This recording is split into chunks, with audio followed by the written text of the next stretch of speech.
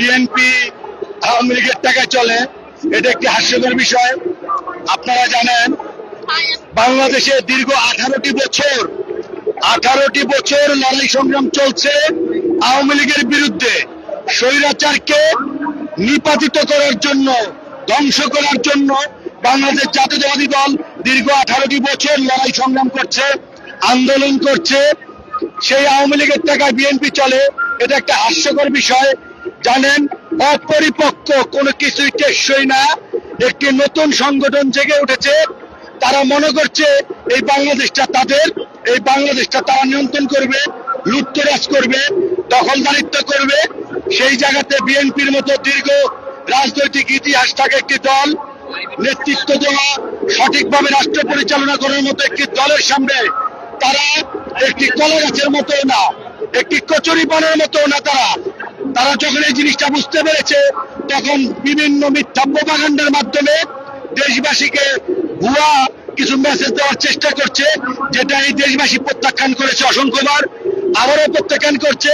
আজকে যুব সমাজের, আজকে কোটি যুব সমাজের এই নয়াপল্টন সহ সারা ঢাকা শহরে উপস্থিতির মাধ্যমে আবারও প্রমাণিত হয়ে গেছে যে তাদের কথা একটা কচুরি পাড়ার কথার সমতুল্য না।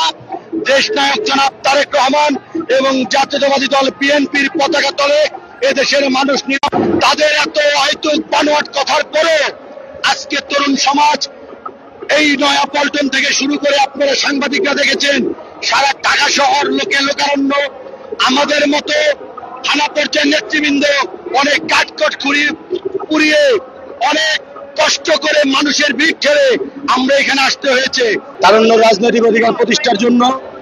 তারুণ্যের অহংকার আগামী রাষ্ট্রনায়ক জনাব তারেক রহমান আজকে আমাদের ঢাকা বিভাগীয় তরুণদেরকে ডেকেছে, উনি তরুণদেরকে দেখবে। আমরা জানেন জাতীয়তাবাদী দল বিএনপির পক্ষ থেকে সারা বাংলাদেশের বিভাগীয় অঞ্চলগুলোতে ইতিমধ্যে তারুণ্য সমাবেশ করেছি এবং আজকে ঢাকা বিভাগীয় তারুণ্য সমাবেশের মাধ্যমে এই তরুণদের রাজনৈতিক অধিকার প্রতিষ্ঠার সমাবেশ শেষ হবে। আজকে আমরা তরুণরা যে তারেক রহমানের ডাকে সাড়া দিই, আমরা যে সকলে তারেক রহমানের নেতৃত্ব ঐক্যবদ্ধ, আমরা যে বাংলাদেশের তরুণ সমাজ তারেক রহমানের নেতৃত্বে অতি দ্রুত বাংলাদেশে আমাদের নির্বাচনী অধিকার, ভোটের অধিকার ফেরত পেতে চাই, এই দাবিতে আজকে আমরা এসেছি।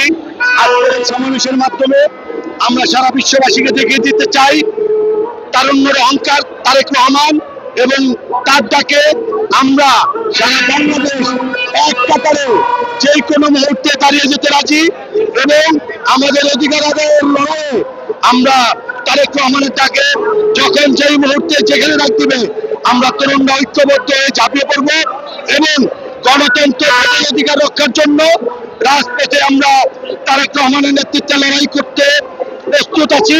এটাই আজকে আমাদের এই সমাবেশের মূল উদ্দেশ্য। এবং বর্তমানে যে একটি সরকার আছে, রাষ্ট্র পরিচালনা করছে, আপনারা জানেন আমরা এই আন্দোলন সংগ্রামের মাধ্যমে জাতীয়তাবাদী দল বিএনপি একটা ছাত্র জনতার গণ অভ্যুত্থানের মাধ্যমে স্বৈরাচারিণী হাসিনাকে বাংলার মাটি থেকে বিদায় করেছি এবং এই বিদায়ের মাধ্যমে আমরা আমাদের ভোটের অধিকার নিশ্চিত করার জন্য আমরা এই লড়াই সংগ্রাম দীর্ঘ 18 বছর যাবৎ তারেক রহমান এবং বেগম খালেদা জিয়ার নেতৃত্বে আমরা করে যাচ্ছি। সেই ভোটের অধিকার ফিরে পাওয়ার জন্য যদি আবারও লড়াই সংগ্রাম করতে হয়, ডক্টর ইউনূস সরকার যদি অতি শীঘ্রই আমাদের দাবি মেনে ডিসেম্বরের মধ্যে নির্বাচন না দেয়, আমরা আবারও তারুণ্যের অহংকার তারেক রহমানের নেতৃত্বে এই দেশের লক্ষ কোটি যুব সমাজকে নিয়ে ঐক্যবদ্ধভাবে আন্দোলন করব এবং আন্দোলনের মাধ্যমে আমাদের ভোটের অধিকার আমরা ফিরে নিব। আজকের এই সমাবেশ আমরা আশা করি ডক্টর মোহাম্মদ ইউনূস সহ সারা বিশ্ববাসী দেখবে তরুণ সমাজ কার নেতৃত্ব মেনে পথ চলছে, তরুণ সমাজ কাকে আইডল মনে করছে, তরুণ সমাজ কার নেতৃত্ব প্রত্যাশা করছে। তিনি যে দেশনায়ক তারেক রহমান, তিনি যে বাংলাদেশের রাখাল রাজার সন্তান, সুযোগ্য সন্তান বীর মুক্তিযোদ্ধা শহীদ জিয়াউর রহমানের, তিনি যে আপসীন একজন দেশমাতার সুযোগ্য উত্তরসূরি সন্তান, এটা বিশ্ববাসী দেখবে।